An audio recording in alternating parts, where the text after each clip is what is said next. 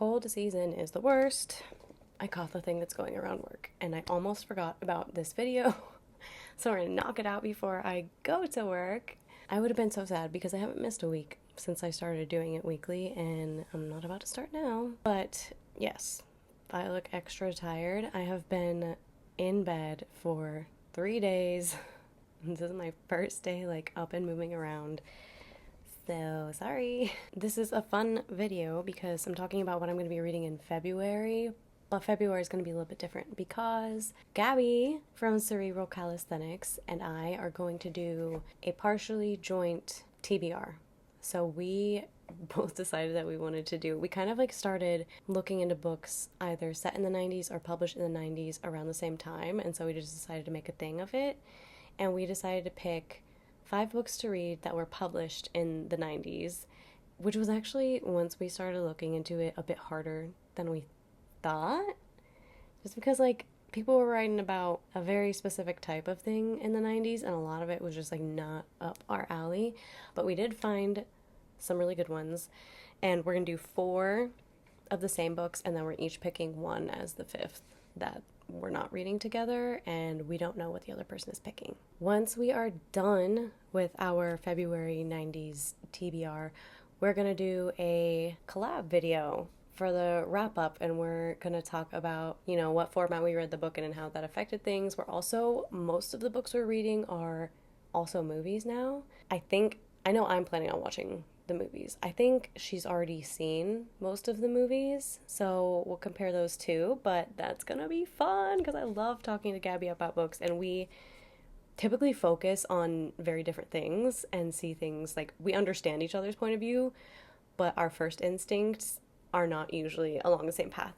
So, I don't know. I think it's going to be a lot of fun. Also, side note, I'm hoping this is my last video with this kid, whom I love, but I feel restricted because I have to find, like, a space to set that little tripod, and then I have to have everything super close to me, and I can't move around. So I'm getting a little handheld guy, which probably won't sound as good, but I'm going to feel freedom.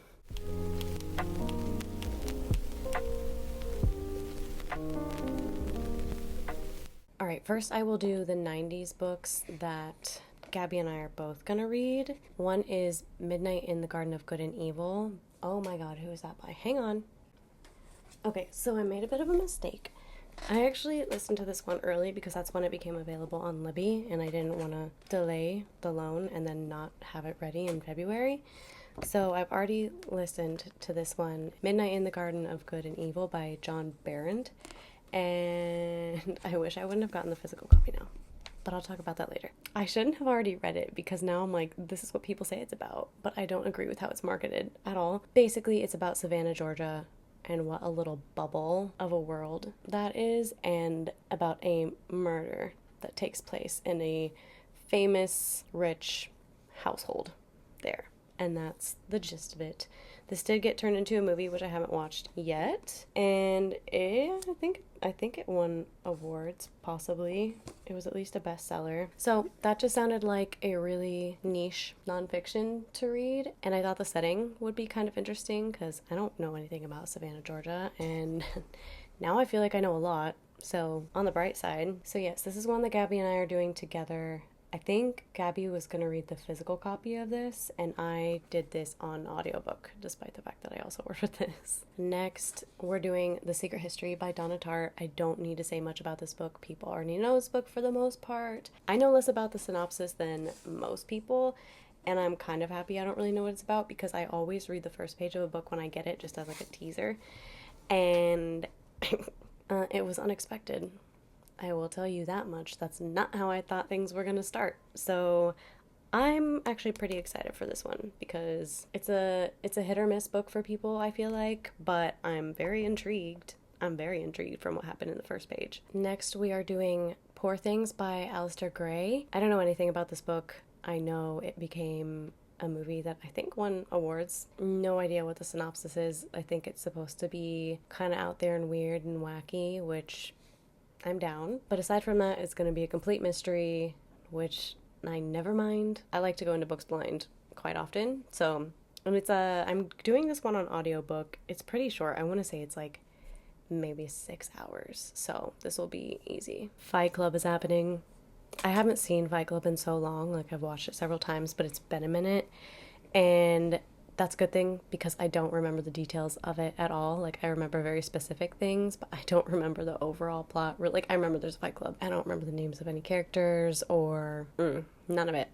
So that will be really fun. It's another shorty audiobook that I'm going to do. I think it's longer than Poor Things, but it's still under 10 hours. I believe they're both under 10 hours. And then I'll watch the movie afterwards. And I'm hoping that I'm going to appreciate the movie in a whole new way after reading the book, because I always was fine with it, but I wasn't as obsessed with it as everybody else. And I don't know how to say this author's last name, so I'm just going to leave it on the screen. Then the book that I'm reading that Gabby doesn't know about is The House on Mango Street by Sandra Cisneros. This is, I don't know, maybe a middle grade book. I feel like it's a middle grade book. I think that's what I saw, but it's also, that's how it's reading. This is a book that I just randomly hear every now and then when people are talking about like favorite childhood books, and one person was saying how formative this book was for them, and I don't know, curiosity got me. It's also a really cute name, and I love this used copy I got because it's got like kids' names in it that read it and all that, and I love that stuff. I read the first 2, like, it's chapters, I guess, but they're like 4-page chapters, so I read the first couple of chapters, and I think I'm gonna love the layout of this book, and I feel like I'm gonna get more out of it than I would expect to for like a middle grade book. After that, I'm gonna go for the Autobiography of Malcolm X because I haven't read it, and that's silly. And I just found out that he's from Nebraska, which is where I'm from, and that's gonna like add a whole layer to the reading experience for me. Highlights. This is why I love to use books. I love seeing what people highlight. It's gonna be a long one. It's gonna be an intense one, I'm sure, but I will feel a lot more well-informed after I read this, and I know it's a book that everybody just needs to read, and I've been putting it off because it's intimidating, but we're gonna get it done, and it's gonna be great. This one's just for fun. The Little Prince by Antoine that. I never thought I was bad at names until I started this channel. But anyways, I have heard famous authors, when they are asked to recommend one book, say The Little Prince. I kid you not, I've heard that multiple times. I don't know if it's just because emotionally it gets people and sticks with them so much from their childhood, or if it's really written that well. I don't know what it is about it, but I want to find out. I want to be in the know. I'm having like FOMO over this book because I've never read it. This was not in my house growing up, and it's under 100 pages, so I know I can just like fit this in whenever I want, so we're gonna do it. This author is very attractive. And then if I have time, I hope I do, my friend Alex got me How Far the Light Reaches by Sabrina Imbler for Secret Santa, which is like the first time anybody's just bought me a random book. And that's super exciting. Such a sweet little milestone for me, and it's one that I had heard of and kind of had out on my radar to read, so it worked out perfectly. This is like a short snippet, so I'm just going to read it to you because it sums it up really nicely. A queer mixed-race writer working in a largely white male field, science and conservation journalist Sabrina Imbler has always been drawn to the mystery of life in the sea, me too, and particularly to creatures living in hostile or remote environments. Each chapter in their exuberantly acclaimed debut profiles one such creature, including the mother octopus who starves herself while watching over her eggs, the Chinese sturgeon whose migration route has been decimated by pollution and dams, the bizarre predatory bobbit worm. I'm going to not enjoy that one if it's what I think it is. The common goldfish that flourishes in the wild, and the other uncanny creatures lurking in the deep ocean. I love ocean life. It is my number one goal in life to live near the ocean, like walking distance. And I wish I would have been a marine biologist. I thought about getting into that field during COVID, and I messaged all of these organizations, and they all told me not to do it. I know that I'm at least gonna love the nonfiction side of things. I'm very curious. People have really liked this book, and I can't imagine that if most people have liked this and it's about marine life that I won't. So I have very high hopes for it. Also, Alex read the first chapter and said it was great, and Alex doesn't even read novels. He's like a guy who spends his hours exploring the deep, dark corners of the internet. So the fact that he wants this to read when I'm done is giving me very high hopes. Okay, I'm just going to scroll through the holds on Libby that are supposedly being delivered soon, because I can't tell you exactly what I'm going to listen to in February. It depends when things become available. But the upcoming ones that should be here soon are Loud by Drew Afualo, and I think she got big on maybe TikTok or something. I hadn't heard of her until I heard of this book. Okay, it says she's known as the internet's crusader for women and is at the head of a new generation of entertainment's rising stars, which that normally would make me not want to read a book. But the people that raved about this book have amazing taste. And I just trust anything they read, honestly, anything. So I'm going to give it a go. Loud is part manual, part manifesto, and part memoir. It makes it clear that behind her fearsome laugh is a mission and a life philosophy, a strategy for self-confidence from the inside out, a pathway to once and for all remove men from the center of how women and femmes think about themselves. Okay, I really like how that's worded. I hadn't read that part before. I don't know, it's 7 hours, and when you're reading feminist works, some of it you're going to disagree with, and some of it you're going to cling on to, and I think that's a topic where it's really worth sifting through things. Yeah, I don't know, I'm really excited for this one. I think it'll at least be entertaining. Also, Rock, Paper, Scissors by Sweeney. Sweeney writes a lot of thrillers, and I don't think I've read any of hers yet. Oh, okay, this is like people whose marriage is on the rocks, then they win a weekend to Scotland. I don't know, it's super vague what the actual plot of this book is, but it's all centered around a bad marriage that neither of them are admitting is as bad as it is, which is not my favorite theme. But this book has been reviewed pretty well, and I just want to try some different thriller authors, so we're going to give it a go. Oh, The Bookshop by Friss. I've really been wanting to read this. This is summarized as both a love letter to and a history of bookstores in America, and like all of the different types, and I think they talk to different bookstore owners, and it starts with like Ben Franklin's first bookshop. It's like that thing where you don't know if you're just in a phase, and you don't know if this is too big of a goal, which I know is silly. I know. In the back of my head, like, I know I want to start a book club eventually once I feel like I have enough people to do that. But there is a part of me that would really like to have a bookshop someday, but I hate business. Minor detail that might be important. But if I can find a partner, I would love to have a bookshop someday, just a tiny one. And therefore, I am really excited. I think this book is going to like stir a bunch of stuff up in the back of my mind as far as that hypothetical possible goal goes. And I think it'll at least be a really cool, cozy read for somebody who just loves books and loves the world of books. And it's only like 10 hours. So I hope I get that one early, because that would be a really nice book for right now, because it's -1 degrees outside. And listening to a book about bookstores just sounds like the thing to do right now. I didn't realize how perfect this book is going to be. The next one is a nonfiction that is so highly praised. Like, everybody put this in their top books of the year. When did it come out? In 2022.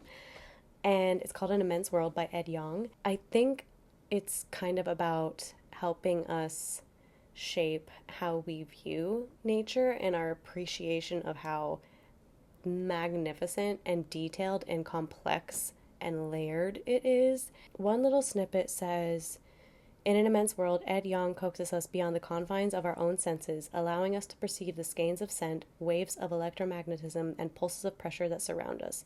We encounter beetles that are drawn to fires, turtles that contract the Earth's magnetic field, fish that fill rivers with electrical messages, and even humans who wield sonar like bats." I work with animals. I've always been obsessed with animals, so I have no doubt this is going to be a mind-blowing one for me, and I'll probably want to order a physical copy of it.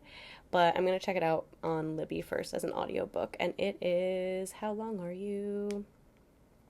14 hours.